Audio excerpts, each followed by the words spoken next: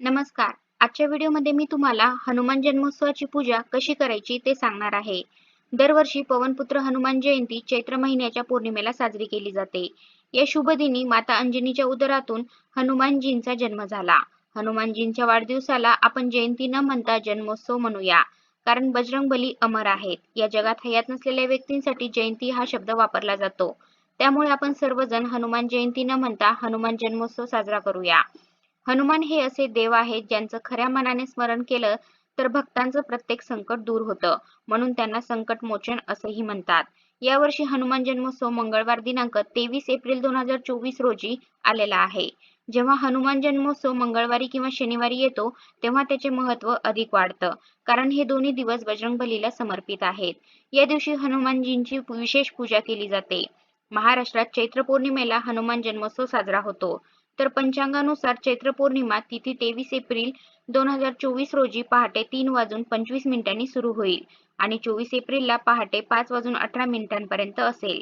यामुळे 23 एप्रिल रोजी हनुमान जन्मोत्सव आपण साजरा करायचा आहे. आणि या काळात दिवसभर शुभ मुहूर्त असतील, पण हनुमानाचा जन्म सूर्योदयाच्या वेळी झाला असे म्हणतात. म्हणून या दिवशी ब्रह्ममुहूर्तावर उठून स्नान वगैरे करून हनुमानाची पूजा विधीनुसार केली जाते.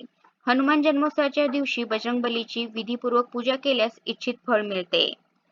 पण हनुमानजींची पूजा करताना रामाचीही पूजा करा. कारण भगवान श्रीरामाची पूजा केल्याशिवाय हनुमानजींची पूजा अपूर्ण मानली जाते. कारण श्रीरामाची महान भक्त हनुमानजी आहेत. हनुमानजींना राम हे नाव खूप प्रिय आहे असे म्हणतात. भगवान श्रीरामाच्या उपासनेने हनुमानजी प्रसन्न होतात. तर हनुमान जन्मोत्सवाच्या दिवशी आपण हनुमानजींची योग्य पद्धतीने पूजा कशी करायची ते पाहूया. हनुमान जन्मोत्सवाच्या दिवशी सकाळी स्वच्छ स्नान करून स्वच्छ कपडे आपल्याला परिधान करायचे आहे. सकाळी सूर्योदयाच्या वेळेस हनुमान जन्म साजरा केला जातो. या दिवशी अनेक ठिकाणी उत्सवाचे वातावरण असते. भजन कीर्तन असते. जन्मवेळ झाल्यावर हनुमंताला पाळण्यात घालून पाळणा म्हटला जातो आणि आरती म्हणून उत्सवाची सांगता केली जाते. भाविक हनुमान मंदिरात जातात किंवा घरीही पूजा करतात. तर सर्वात आधी हनुमानजींच्या मूर्तीवर सिंदूर लावावा. त्यानंतर धूप, दिवा, नैवेद्य अर्पण करावा आणि मंत्रोच्चार करून हनुमानजींची पूजा करावी. नंतर हनुमानाची आरती आणि हनुमान चालीसा पाठ करून पूजा पूर्ण करावी आणि हनुमानजींकडून झालेल्या चुकीची क्षमा मागावी. तसेच आशीर्वादासाठी प्रार्थना करावी. बरेच लोक या दिवशी उपवास देखील करतात. तर तुमचं हनुमानाचं व्रत असेल तर ते देखील करू शकता. या दिवशी हनुमान भक्तांनी हनुमान चालीसा, बजरंग बाण, सुंदरकांड आणि रामायणाचे पठण करावे. तसेच शनिदेवाची अशुभ स्थिती असलेल्या लोकांनी हनुमान जयंतीचे व्रत, मंत्र जप केल्यास शनीचे दोष दूर होऊन त्रासापासून मुक्ती मिळते असेही म्हणतात. या दिवशी जर हनुमानाला प्रसन्न करायचे असेल तर सुंदरकांड, हनुमान चालीसा, हनुमान अष्टक, बजरंग बाण अवश्य पाठ करा. असं केल्याने व्यक्तीला सर्व प्रकारच्या अडथळ्यांपासून मुक्ती मिळते आणि सुख समृद्धी प्राप्त होते. तसेच कोणत्याही संकटांना सामोरे जावे लागत नाही.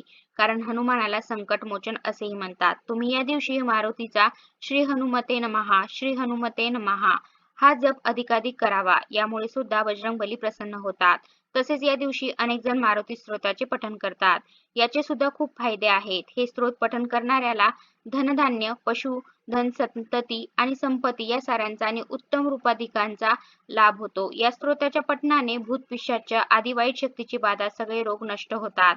तसेच सारी चिंता, दुःख दूर होऊन आनंदाची प्राप्ती होते. त्यामुळे या हनुमान जन्मोत्सवाच्या दिवशी आपल्याला हनुमानाची यथाशक्ती पंचोपचारे पूजा करायची आहे. आपल्या भागामध्ये पूजेची जी पद्धत प्रचलित आहे त्यानुसार पूजा करायची आहे. मात्र हनुमानाला शेंदूर, रुईची पाने किंवा रुईच्या पानांची माळ, फुले आणि तसेच तिळाचे तेल मात्र या दिवशी जरूर अर्पण करावे. या दिवशी मात्र हनुमंताला तेल, रुई आणि शेंदूर वाहिले जाते. तसेच पंजरीचा प्रसादही दिला जातो.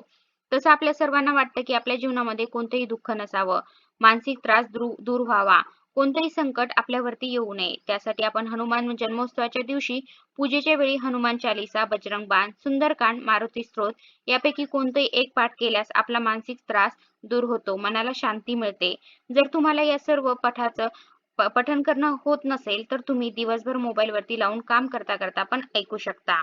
जर तुम्हाला सर्व पाठ करणं शक्य नसेल तर तुम्ही फक्त हनुमान चालीसा म्हणा किंवा तुम्हाला संकटातून बाहेर पडायचं असेल तर हनुमान जन्मोत्सवाच्या दिवशी 21 वेळा मारुती स्तोत्र म्हणा. हनुमानजींच्या कृपेने संकट दूर होईल. हनुमंताला मारुती म्हणण्याची पद्धत केवळ महाराष्ट्रातच आढळून येते. याशिवाय हनुमानाला बजरंगबली, रामभक्त, आंजनेय, महावीर, पवनपुत्र, पवनसूत, केसरीनंदन अशा अनेक नावाने ओळखले जाते. हनुमानाचे शस्त्र गदा हे आहे. हनुमानाला तेल, शेंदूर, रुईची फुले, पाने अर्पण करण्याची परंपरा आहे. हनुमानाला महादेव शिवशंकराचा अवतार मानले जाते. दशरथाच्या राण्यांप्रमाणेच तपश्चर्या करणाऱ्या अंजनीलाही पायस मिळाले होते व त्यामुळेच मारुतीचा जन्म झाला असे म्हटले जाते. आपल्या हिंदू धर्मात हनुमान जन्मोत्सवाला विशेष महत्त्व आहे. हा सण शक्ती, भक्ती आणि निष्ठेचे प्रतीक मानला जातो. या दिवशी हनुमानाची यथायोग्य पूजा केल्याने व्यक्तीला सर्व प्रकारच्या संकटांपासून मुक्ती मिळते आणि सुख समृद्धी प्राप्त होते. यासोबतच भगवान श्रीरामही प्रसन्न होतात. कुंडलीतील मंगळाची स्थिती मजबूत होते. शास्त्रानुसार चैत्र पौर्णिमेच्या दिवशी वानरराजा केसरी आणि माता अंजनी यांच्या घरी हनुमानाचा जन्म झाला. या दिवशी हनुमानाची यथाशक्ती पूजा केल्याने मनुष्याला सर्व समस्यापासून मुक्ती मिळते. असा श्रीरामाचा महान भक्त हनुमानाचा जन्म चैत्र महिन्याच्या पौर्णिमेच्या दिवशी झाला होता. त्यामुळे दरवर्षी हा दिवस हनुमान जन्मोत्सव म्हणून साजरा केला जातो. तर अशा प्रकारे तुम्ही सुद्धा हनुमंताचा जन्मदिवस किंवा हनुमानाचा जन्मोत्सव मोठ्या प्रमाणात साजरा करा. मंदिरात जाऊन किंवा घरीच विधिवत पूजा करा. तुम्हाला सुद्धा योग्य ते चांगले फळ मिळेल.